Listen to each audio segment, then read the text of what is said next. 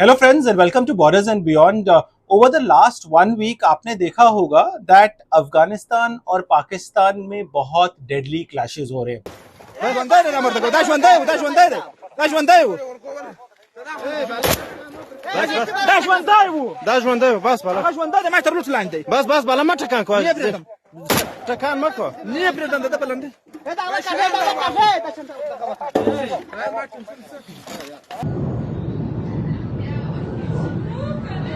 Probably the worst that it has ever been. But ये हो क्यों रहे हैं? While the entire media across the world and in India and आपको ये बताया जा रहा है कि इस बॉर्डर एरिया में ये हो गया, northern side, southern side, western side ये हो गया, बट कोई एक रीजन नहीं दे पा रहा है. So today we at borders and beyond we will try to break it down why it is happening, and you will be able to see there will be multiple reasons why this is happening. So I'm just going to quickly point out those reasons and then we will try to address each one of them.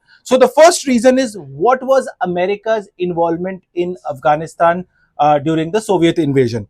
Then we will be talking about the humiliation of Afghanis on quite a regular basis. The Taliban formation, what happened, what was the history behind it in early to mid 90s, and then the Afghanis who were settled in Pakistan for almost 40 years, suddenly they were asked to leave. And the final point was, what is India's story? India and Afghanistan have got a long history of love. So let's try to break down all of these 5 points and let's try to then address why are these clashes and when can we expect these clashes to stop. So we all remember in 1979, Soviet Union invaded Afghanistan. So ISI played an extremely dirty role along with the United States of America to make sure कि Soviet union की problems वहां शुरू हो. मुजाहिद को train करना, उन मुजाहिद को बोल के इन सोवियत यूनियन पे अटैक किया गया. And when that 10 years was extremely uncomfortable, एक बहुत ही messy exit हुआ था of the Soviet Union army from Afghanistan, और उसके बाद the destruction of Afghanistan started. Poppy plantation जो है उसको जानबूझ के फोर्सफुली अफगानिस्तान में प्रोड्यूस किया गया. I want you to watch this 10-12 year old video of Al Jazeera where Mehdi Hasan was interviewing at that point of time the ISI chief Asad Durrani, और एक अफगान ने उसको क्या बोला आप ये देखें. You were ISI head in 90 to 92. And you were leading the war in Afghanistan, and you were implementing the strategy, Kabul must be burned. You burned it. My mother lost a 16-year-old son. Since 1992 till today, her tears has dried up. And millions, 2.5 million were killed. And still Afghanistan is suffering. When it comes to personal issues, are you ready to condemn your actions and apologize? Make an apology to my mother and to people like me and millions of Afghans who you have killed. You made your point very strongly, sir. Yeah. You see, that was such an emotional question. वो दिल से बोला गया था कि that you have burnt my country, मेरी Motherland आपने बर्बाद कर दी. And the reason is, why did Pakistan do?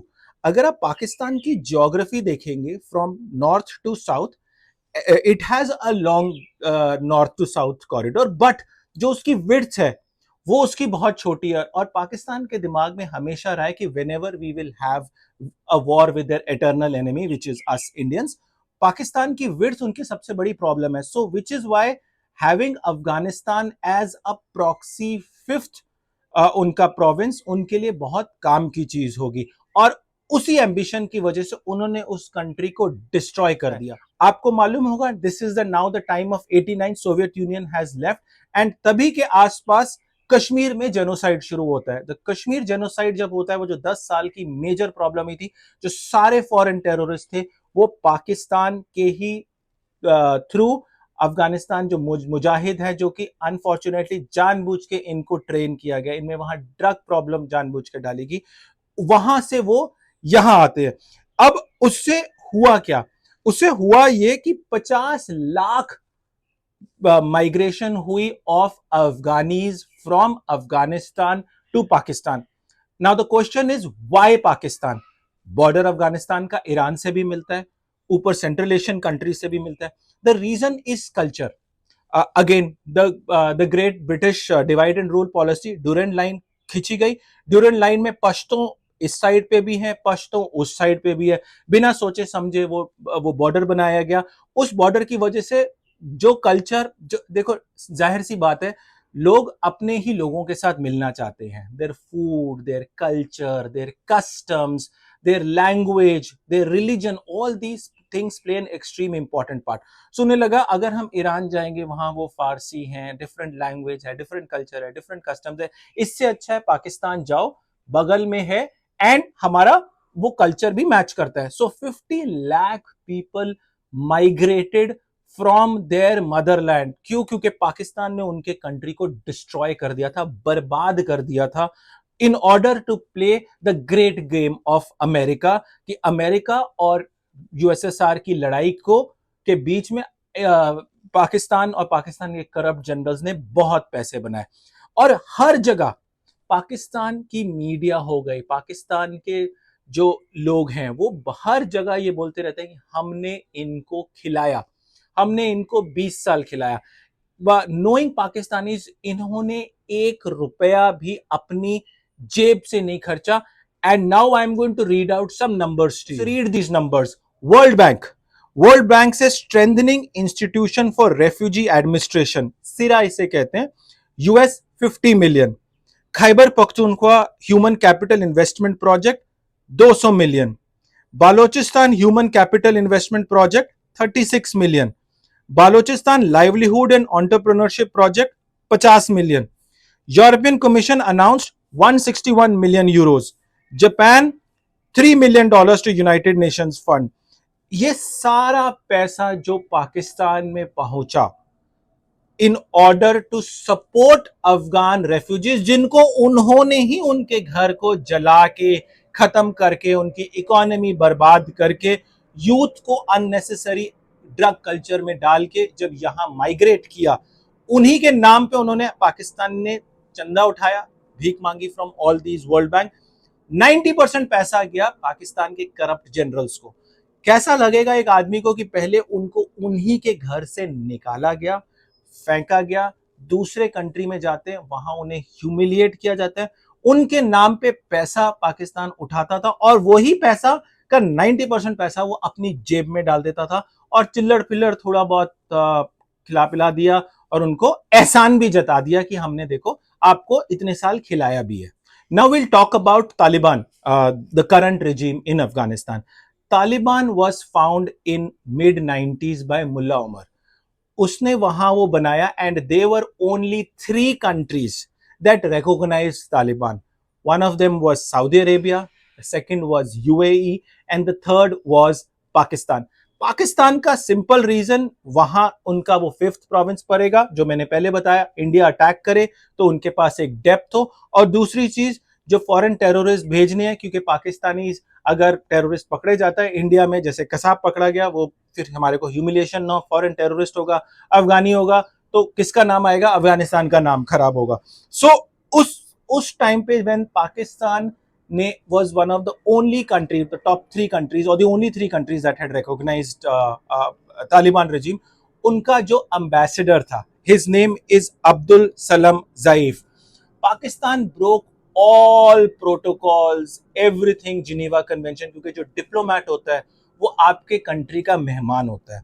You cannot arrest him, you cannot put him behind bars. उसने कुछ भी किया हो, the gravest of gravest crime, आपको उसको जाने देना होगा। But Pakistan, being Pakistan, obviously they are known to backstab. उन्होंने उस बंदे को अरेस्ट किया और फॉर नीडलेस टू से कुछ मिलियंस ऑफ डॉलर्स चुपचाप बेच दिया जाके अमेरिका को, and that guy then spent number of years in a US jail. So ऐसे उनको वायलेट किया ट्रीटी और उसको उस बंदे को अमेरिका को हैंड ओवर कर दिया। फिर उसके बाद you remember America had invaded Afghanistan. 20 साल की स्ट्रगल चलती रही. थक हार के when Joe Biden was the president of United States of America, he decided कि रात भर में सारी बागराम एयरबेस को छोड़ के निकलो, let's leave this country because there is nothing that can be done. Then on 15th August 2021, Taliban once again took control of Afghanistan back. So basically America ने 20 साल लगाए तालिबान को हटा के वापस तालिबान को लगाने में, और इन सब कामों में पाकिस्तान ने उनका बहुत साथ दिया. और there was a very famous picture जो आपके स्क्रीन पे आ रही है of the ISI chief Faiz Hameed. वो काबुल के में चाय पी रहा है and he saying the tea is fantastic. Now once again Pakistan saw another golden opportunity कि अब तालिबान वापस आ गई है. अगेन हम जो इंडिया में इन्फिल्ट्रेशन करते हैं, देयर इटर्नल एनिमी. तालिबान हमारा प्रॉक्सी बना रहेगा, जो हम बोलेंगे हमारे इशारों पे जी साहब करेगा, एंड उनको जैसा वो काम करें कहेंगे they will follow these principles. But Taliban had their own plan. So in 2021, who was the Prime Minister of Pakistan? The Prime Minister of Pakistan was Imran Khan. Imran Khan की पीटीआई पार्टी थी, और उन्हीं के पार्टी के कुछ लोगों ने, there is this lady by the name of Neelam Irshad Sheikh, आप उसका वीडियो देखें कि वो क्या कह रही है. अफगानिस्तान माशाल्लाह से देख ले, वो तालिबान हमें कहते हैं हम आपके साथ हैं और इंशाल्लाह वो आके हमारे साथ कश्मीर फतह करके देंगे. So like I said, Pakistan ने फिर वो अपनी अलिफ लैला की कहानियां शुरू कर दी कि we are again now back, we are going to control Afghanistan through Taliban, और वहां से हम प्रॉक्सीज करेंगे and hopefully some time in the future Kashmir हम वापस हथिया लेंगे. 47 में कोशिश की, फिर उसके बाद 65 में कोशिश की, उसके बाद 71 में अपने 2 टुकड़े करवा दिए, 99 Kargil, and through the proxies over a period of time. But their dream of getting Kashmir not through legitimate means, not through proper war, but through the proxies जिसमें मरे भी तो कोई और मरे, वो उनका सपना कभी खत्म नहीं हुआ. So now the tensions between Afghans and Pakistan was already skyrocketing. The final nail in the coffin was when Pakistan decided कि जो अफगान्स हमारे कंट्री में है, मैंने आपको बोला वीडियो के शुरुआत में 50 lakh Afghans had come to Pakistan, और उन्हीं के नाम पे पाकिस्तान ने भीख मांगी थी through all the world forums. उन्हीं के नाम पे जो पैसा लिया, अब क्योंकि पैसा मिलना बंद हो गया था, needless to say now they were no longer an asset for Pakistan. What did Pakistan do? Pakistan decided कि हो गया, चलो अब आप अपने वापस घर जाओ. Now this became a big problem. First you ask these people to leave their country, क्योंकि आपने उनके कंट्री बर्बाद कर दिया. आप उनके नाम पे वर्ल्ड फोरम से पैसा लेते जो उनको मिलता नहीं है. वो 20-30 साल जैसे तैसे मजदूरी करके, क्योंकि education is a big problem, जैसे तैसे करके वो आगे बढ़ते हैं, और वो आगे बढ़े और फिर जैसे उनके थोड़ा सा सिचुएशन स्लाइटली इंप्रूव हुई, asking them to leave. Now Afghanis will never forget this humiliation. They are not like Pakistan. They have this very clear code of life. Now, what are the key aspects of the Afghan way of life? वो predominantly ये 4 aspects of life से जाते हैं. Number 1 is hospitality, which is Mel Mestia, a strong tradition of welcoming and providing for guests. मेहमान आया, we have to welcome that person. Courage, Torah, the value of bravery and manliness. We're talking about a country, we're talking about the people जिन्होंने पहले Alexander के साथ लड़ाई लड़ी 2000 साल पहले, फिर उसके बाद अंग्रेजों से लड़ी, अमेरिका से उसके बीच में रशिया आया, USSR आया, उसके बाद अंग्रेजों से लड़ी. The third and probably the most important point is revenge, which is badal. The principle of retaliation or vengeance, often for wrong done to one's family or tribe. The most important part, मुझे अपने बदला लेना है. आपने मेरे और मेरी family के साथ कुछ किया, मैं बदला लूंगा. मैं ना ले पाया तो मेरा बेटा लेगा, बेटा नहीं ले पाया तो उसका बेटा लेगा, नहीं तो उसके बाद बेटा लेगा. There is this very common thing कि अगर 100 साल में बदला लिया तो वो भी जल्दी ले लिया बदला. And then the third is asylum. नाना बताए, the duty to provide refugee to someone seeking sanctuary. Osama bin Laden. Osama bin Laden, 9/11 happened, he went ahead and he took refuge in Afghanistan. They were very clear on one aspect कि आपने दूसरे country में जाके जो गलत काम किए, as long as आप तमीज से मेरे यहाँ मेहमान बन के रह रहे हो, हम लड़ लेंगे. So we're talking about a country, we're talking about people who fought the United States of America, $800 billion of military expense, the official, unofficial तो ज्यादा होगा, by far the most powerful military in the world. उन्होंने उससे लड़ी लिया. क्यों? क्योंकि वो मेहमान हमारे घर पे तमीज से रह रहा है, पर हम अपने मेहमान को वापस नहीं करेंगे. So if Pakistan is thinking कि ये सारे जो ह्यूमिलिएशन था कि पहले उनके कंट्री को जला के बर्बाद कर दिया, उसके बाद उनके जो एम्बेसडर है उसको अरेस्ट करवा दिया, इसके बाद जो उनके नाम पे पैसा लिया, उनको ह्यूमिलिएट किया और उनको वो पैसे नहीं मिले, और जैसे तैसे ये बंदे थोड़ा बहुत लाइवलीहुड इनका ठीक हुआ, उनको वापस भेजा गया. So if Pakistan is thinking that Taliban is going to forgive and forget the wrongdoings, then I really don't know what to say. A lot of Pakistanis say, why do Afghanis and Indians have so much love? The main reason is आपने पढ़ना लिखना है नहीं, आपने अपना culture भूल गए. Afghanis have not forgotten their background.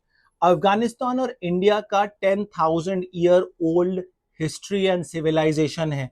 Mahabharat के टाइम गांधारी गंधार नरेश की पुत्री थी, वो वहां से आई थी.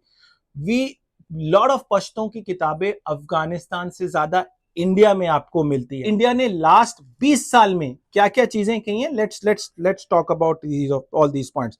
ज़ेरांज Delaram highway, the parliament building in Kabul, Indira Gandhi Institute of Child Health Hospital, and continuous supply of wheat and medical aid. आपने देखा होगा आईपीएल के टाइम रशीद खान, इरफान पठान, ये लोग नाच रहे हैं, भांगड़ा डाल रहे हैं. Ajay Jadeja was their coach because he knew कि अभी इनके पास पैसे नहीं है. He did not charge them. This is the fundamental difference. Afghanis आपके कंट्री में तो है ही है, इंडिया में भी है. And now the future of Pakistan is extremely hard. India operation Sindoor जो कि पॉज पे है, वो यहां कभी भी शुरू हो सकता है. अफगानीज हैव रियलाइज्ड कि इनफ इज इनफ. जो हमारे बाप दादाओं के साथ आपने पिछले 40 साल में बदसलूकी की है, we are going to take revenge. Iran आपके साथ बनता नहीं है बिकॉज आपने यूएस से पैसा लिया ईरान में ठोकने के लिए. So the future of Pakistan is very grim. As long as United States of America आपसे फायदा उठाएगा, तब तक आप जिंदा हैं. So I hope you guys have understood what is the reason, because like I said from the starting of the video, we really wanted to understand Pakistan में ये हो रहा है वो सबको पता है, बट ये क्यों हो रहा है, उसकी 40 साल पुरानी हिस्ट्री क्या है, उसका बैकग्राउंड क्या है, where is the culture. I hope we have tried to answer all these points. Thank you for watching Borders and Beyond. Jai Hind.